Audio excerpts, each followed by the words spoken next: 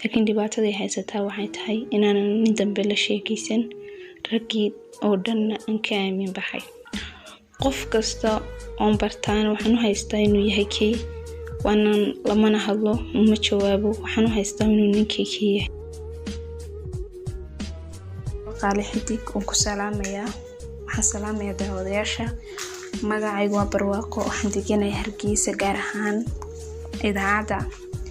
waxaan doonayaa walaal qaali inaan kula wadaago qiso taas oo igu dhacday 2017 waaga waxaan ahaa form 4 waxaan ku jiray galaaska form 4ka waxaan aad ugu faraxsanaa inaan marayo secondary sanadkii ugu dambeeyay oo aan gali doono jaamacad markaan secondary galay in bishii koobaad dhamaystay ee tii labaad soo galayso ayaa habeenada kamid waxay soo garaacay lambarkaas oo aan garanin codkiisa أنا والله يا بن أجيب هاي يقول السلام عليكم ولا وحكي له عليكم السلام وحاول شيء إن أنا يقرنين ويبصوا قال النصيب أنا قلنا هذو ملحين نبرنا نقرنين إن أنقبته هبين كاس سكدي سايم قبتي كبعدي وحن كده هاي أنا قوم مي هي قفنا نقرنين لما هالله مركا يقرأ النقو وأنا كودي وحاول يسوق قراعي صدق شو هبين معلم قلب حلي كستا لما أنا هذي تشيرين هبين كأفراد عين كخبطي يقول حد يقول لي سنة نحن شايفين أنه لهذا قفنا نقرنين كبعد يقول هاي عادي هذا لهذا لكن ويدي سوق تنقوص قراعي يوحنا أنت صار نقوص صعدة حرب عنا نقول على تنمو سكوب على نكبره أنا وحنا هقف ولا تنمو ذا وقدر يساسي قدرتي وانكوا قلاده واحد بنو مارك كبعد ولا تنمو وحنا سكون قانين مدلبة بلوضة labada bilood wiilkaana qaani wuxuu ahaa wiil kaftan badan bashaasha daacada qofkii kasta oo la hadlana una qancinayo kadalik markaan 2 bilood la hadlay ayaa wax dhacday labada bilood maanan kulmin kaliya waxaan maqli jiray codkiisa bas wixii soo qaraaci jiray habeen iyo maalin iyo xilli kasta markaan ka imaado iskuulka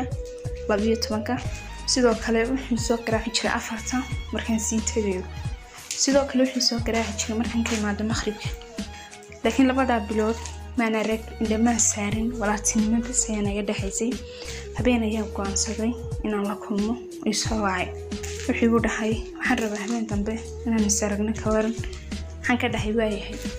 لكن واجه ما هن قف صعب بدن كبعد حن كبقي غير كيجوني وهذا سدرتي مركان مخرب كي ماضي سكول كي أيام حن ده وحن نور دقيقو بسوقه سدرتي سوقه ينتجيه suuqiyeen tagay waraqad aan garanin baan soo qaatay oo mar hore dhiganay baadiisan xaafada ugu galo kabacdi lambarkii ayaa wacay waxay la socotay gabar saaxiibaday way caadi u maahayn inaan anigu kaliya socdo meel la tago saadirtay iyada ay raacday waan wada tagnay waan wacay waxaan u sheegay halkan joogo wixii sheegay halku joogo kabacdi alxamdulillah waan kulannay wuxuu ahaa inaan aad u qurux badan sidoo kale gabadhii aragtan u qancina ilaa ay xanaaqday gabadhii la socotay igu dhahdo aniga yadii keentay foorxan adiguna waxaad soo kaxaysatay nin qurux badan heeray gaadhay iga hadhi gaadhay waan sasago waxaan u sheegay inaan weligii arag maantana igu horeyso maanan arag saaxiib sawir soco baadi cabaar markaan wada hadalnay waxaan ku qanciyay inaan kan arag habeenkii markaan saragnay kabacdi dhowr bilood bishii dambe saddexaad ayna qaanina ka muddo kulmi jirnay ayaa habeenada kamid ah igu codsaday inaan xiriir sameeyo marka wuxuu ahaa wiilka kaliya talkiga soo qaraaca waayo dad badan ma aqoon cid soo garaacdo inaan isaga jiray ana waan ka ogolaaday waxaan u sheegay inay caadi tahay inaan xiriir sameeyno labadeedu waxaan isna qaanay muddo 9 bilood waxaan ahay dad isku faraxsan sidoo kale waxaan ahaa qof aad u jecel isna wuxuu ahaa qof aad u jecel igamana maarmin aniguna kamaan maarmin noloshaydu waxay ugu socotay sida u quruxda badan habeen kasta waan wici jiray soo wici jiray maalin kasta waan la hadli jiray maalintii waxaan arki jiray 4 jeer maadaama aan ahaa qof reerkoogan ka bixin aan ku qasbanaa aroortii markaan sii tagay iskuulka waan arki jiray markaan ka soo baxan waan arki jiray galinkii dambe markaan tagay waan arki jiray annagoo sii wada raaci jirnay sidoo kale waxaan arki jiray markaan ka soo rawaxay meelaha 6 maalintii 4 jeer waxaan arkaba muddadii ayaa socotay waqtigii ayaa iskuray waxaan wada soconay muddo 9 bilood kabacdi annagoo sidii u socona ayaa waxa yimiday xilligan galay imtixaanka examka